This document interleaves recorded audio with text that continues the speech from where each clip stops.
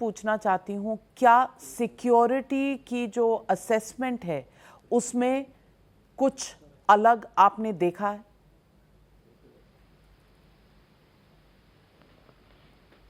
ये सही है कि पिछले 3-4 दिनों में कुछ बहुत ही दुर्भाग्यपूर्ण घटनाएं हुई हैं।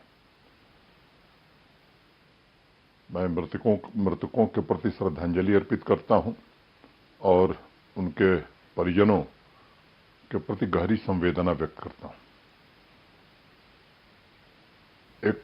मैं कहूं कि एक नया ट्रेंड शुरू हुआ है, इनोसेंट और टारगेटेड किलिंग।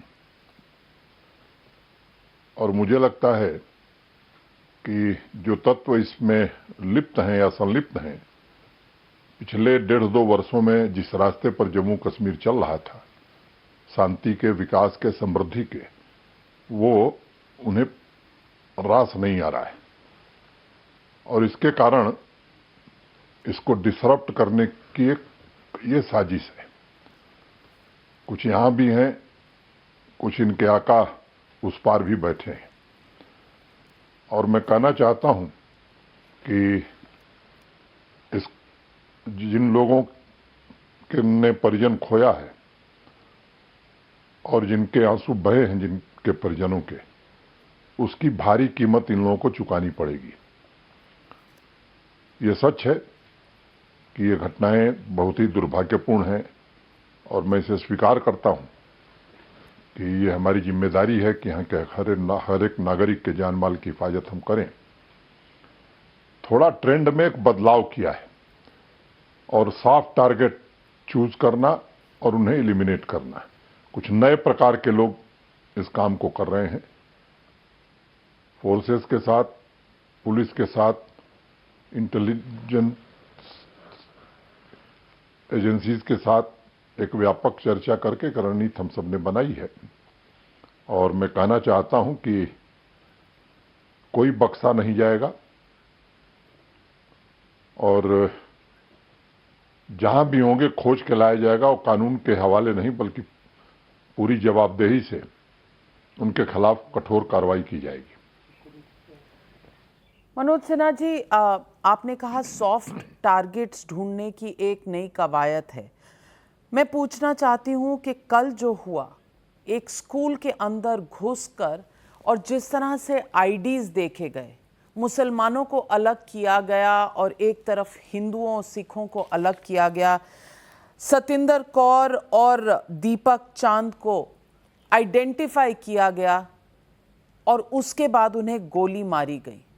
मैं जानना चाहती हूँ, क्या सिक्योरिटी एजेंसीज और आपकी जितनी वहाँ पुलिस फोर्स है या आर्मी के पर्सनल है, ये एक टारगेटेड एफर्ट जो है हिंदूज को टारगेट करने का, जिसके रिस्पांस में आज एक बड़ा जुलूस भी निकला, प्रोटेस्ट भी हुआ, सिखों ने जवाबदेही कही है और बहुत लोग ये कह रहे हैं कि ये 1990 का दशक फिर नजर आ रहा है।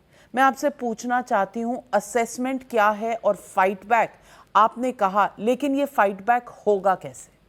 दो बात मैं आपसे कहना चाहता हूं और आपके चैनल के माध्यम से अपील भी करना चाहता हूं कि जो लोग यहाँ के माहौल को खराब करना चाहते हैं कम्युनल आधार पर, उसमें फंसने की जरूरत नहीं है। यहाँ की आवाम इसके पक्ष में नहीं है। और मुझे लगता है कि थोड़ा कहीं न कहीं मिस इन्फॉर्मेशन हुई है। जो आपने बताया कि वहां से चिन्हित करके 2 लोगों को निकाला गया, तथ्य थोड़ा उसके विपरीत है। ये सच है कि जिन 2 लोगों को मारा गया उसमें एक सिख महिला थी जिनकी उम्र 45-46 साल थी। दूसरा दीपक नाम का एक नौजवान था जो जम्मू का रहने वाला था। लेकिन ये कुछ लोग बढ़ा चढ़ा करके कह रहे हैं कि लाइन में खड़ा करके पूछा और चिन्हित करके निकाला। मैं आपको बताना चाहता हूं कि जो मुझे जानकारी है, वो जो लेडी प्रिंसिपल थी, उनकी रेकी इन लोगों ने किया था, इन सबों ने किया था। और ये दुर्भाग्यपूर्ण घटना है। ये सच है कि उन्हें ही टारगेट किया गया है, लेकिन इसको कम्युनल कलर देना मुझे लगता है उचित नहीं है। ये हमारे विरोधियों की साजिश है। जो लोग यहाँ अमन चैन नहीं चाहते हैं वो इस साजिश को चला रहे हैं। लेकिन अगर पिछले कुछ दिनों में जो सिविलियंस की किलिंग हुई उसमें आप देखें तो 20-21 मुसलमान भी मारे गए।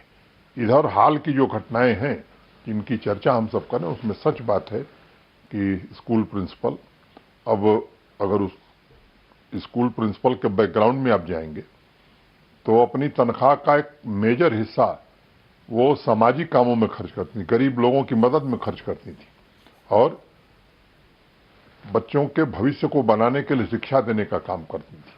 ऐसे इनोसेंट महिला की हत्या करना, मैं समझता हूं कि इससे बड़ा क्रूर चेहरा और मानवता का इससे बड़ा दुश्मन कोई हो नहीं सकता है। वहीं दूसरी तरफ जो श्रीनगर शहर में घटना हुई, वो भी सच है कि ये सेलेक्टिव किलिंग है और ये हम सबके ध्यान में है। लोगों की सुरक्षा कैसे करनी है और जो लोग यहां से या बाहर से इस को चला रहे हैं उनका जवाब कैसे देना है। कुछ चीजें ऐसी हैं जो अभी टेलीविजन चैनल पर बैठ करके नहीं बताई जा सकती हैं। मुझे लगता है कि आप इस बात को जरूर समझ रही होंगी, लेकिन मैं कहना चाहता हूं कि ये 1.25 करोड़ लोगों के सुरक्षा की जिम्मेदारी हम सबकी है और वो व्यवस्था हम करेंगे।